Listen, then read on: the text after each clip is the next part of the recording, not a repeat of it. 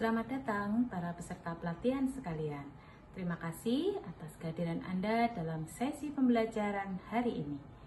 Hari ini kita akan membahas materi terkait dengan penghapusan barang milik negara. Apa itu penghapusan barang milik negara dan mengapa itu penting? Mari kita bahas bersama.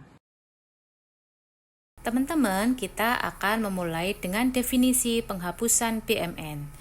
Penghapusan BMN adalah tindakan untuk menghapus barang milik negara dari daftar barang melalui penerbitan keputusan pejabat yang berwenang untuk membebaskan pengguna dan pengelola dari tanggung jawab administrasi dan fisik. Penghapusan barang milik negara atau BMN diatur dalam Peraturan Pemerintah Nomor 27 Tahun 2014 tentang pengelolaan BMN/BMD sebagaimana telah diubah dengan PP Nomor 28 Tahun 2020 dan Peraturan Menteri Keuangan Nomor 83/PMK 06/2016 tentang tata cara pelaksanaan, pemusnahan, dan penghapusan BMN. Aturan ini mengatur prosedur dan ketentuan yang harus diikuti dalam melakukan penghapusan BMN.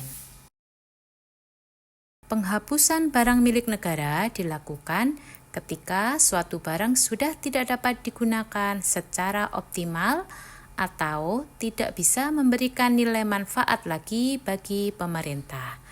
Beberapa alasan utama antara lain barang mengalami kerusakan berat dan tidak ekonomis untuk diperbaiki.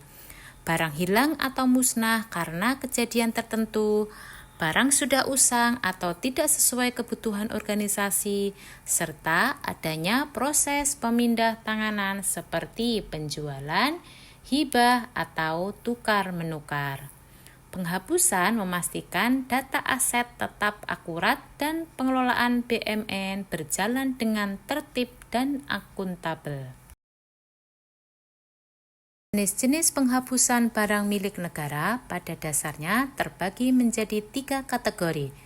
Kategori pertama, penghapusan karena pemindah tanganan, yaitu ketika BMN dialihkan melalui penjualan, hibah, atau tukar-menukar.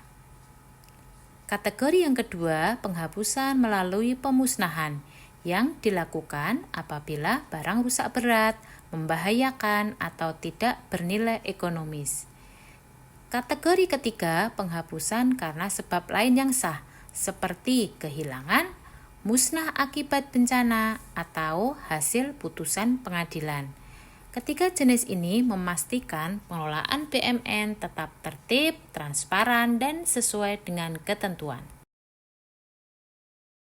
Berikutnya, kita akan mempelajari terkait dengan alur proses penghapusan. Proses penghapusan mengikuti langkah sistematis untuk memastikan akuntabilitas dan kepastian hukum, dan prosesnya meliputi usulan, persetujuan, pelaksanaan, hingga pencatatan penghapusan dari daftar barang milik negara. Adapun dokumen pendukung untuk penghapusan BMN antara lain surat permohonan penghapusan, surat pernyataan tanggung jawab mutlak atau SPTJM, dokumen kepemilikan misalnya IMB untuk bangunan, dan surat keterangan dari instansi berwenang misalnya dari Dinas PU untuk kondisi bangunan rusak, dan berita acara peneliti penghapusan BMN yang dibuat oleh tim. Dokumen lain seperti foto BMN dan DIPA juga diperlukan dalam kegiatan penghapusan BMN ini.